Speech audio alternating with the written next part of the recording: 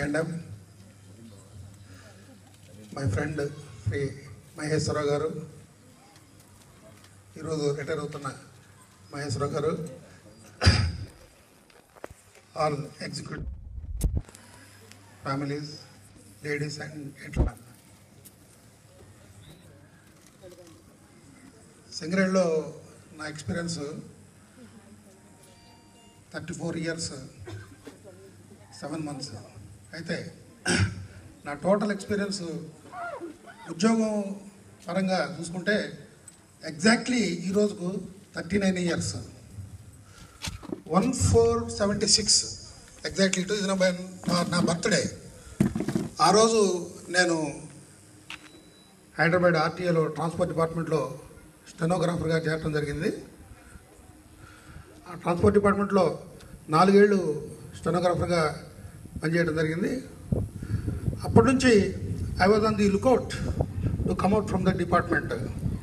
అక్కడ ఉండే పరిస్థితులు నాకు ఎప్పుడు ఇక్కడ ఉండకూడదు, మనం బయటికి వెళ్ళిపోదాం, మనం ఈ టైపు వాతావరణం మనం భరించలేము అన్నట్టు ఉండేది.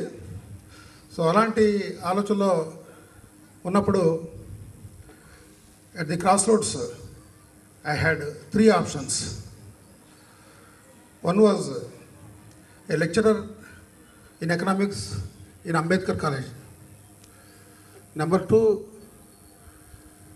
a job in Industrial Finance Corporation, Bhopal. Number 3 was Singareni College as pit office assistant. So first option లెక్చరర్గా యాక్చువల్గా నేను అకాడమిక్ లైన్లో పోతే బాగుండేది. కానీ ఆ రోజులో ఈ అంబేద్కర్ కాలేజీ వాళ్ళు ఓన్లీ కన్సాలిడేటెడ్ శాలరీ పే చేసేవాళ్ళు.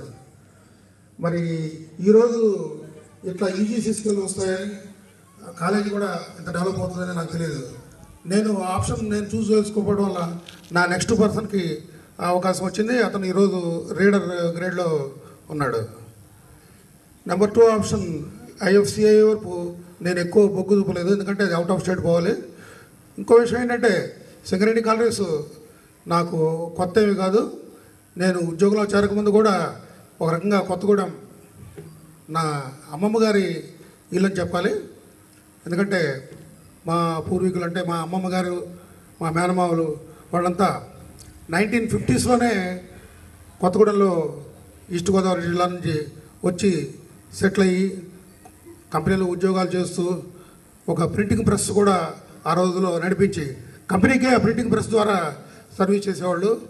సో ఆ రోజులో ఆ బంధు ప్రీతి కూడా నన్ను సింగరేణి వైపు లాగింది. సో ఆ విధంగా నేను కంపెనీలోకి వచ్చి 8/8/80 నా మణుగూరులో డివిజనల్ సూపరింటెండెంట్ ఆఫీస్లో పిట్ ఆఫీస్ అసిస్టెంట్గా చేరడం జరిగింది. అప్పుడు మా ఫస్ట్ డిసి గుప్తా గారు, ఆ రోజులో ఆఫీస్ అంటే షెడ్లే, మేము ఉండేవి కూడా షెడ్లే. భోజనం చేయాలంటే ఎక్కడికో చాలా దూరం పోయి ఒక టేబుల్ కూడా ఉండేది కాదు, ఒక తాటి చెక్క మీద డైనింగ్ టేబుల్ లాగా పెట్టేవాడు అనమాట. సో అలాంటి పరిస్థితులన్నీ మేము ఆ రోజులో ఫేస్ చేసాము.